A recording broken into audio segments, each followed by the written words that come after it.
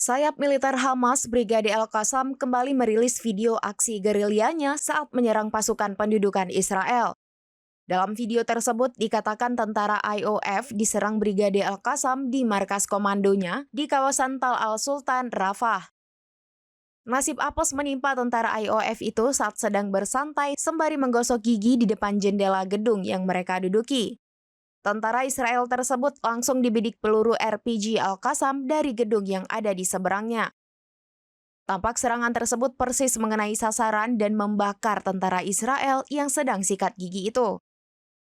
Adapun video aksi gerilya Al-Qassam ini diunggah dalam saluran Telegram resminya pada Rabu 10 Juli 2024 kemarin.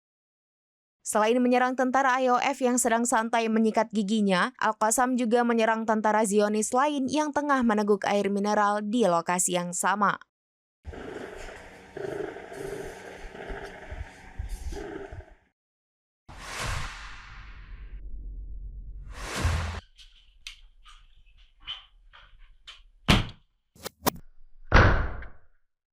Download Tribun X sekarang, menghadirkan lokal menjadi Indonesia.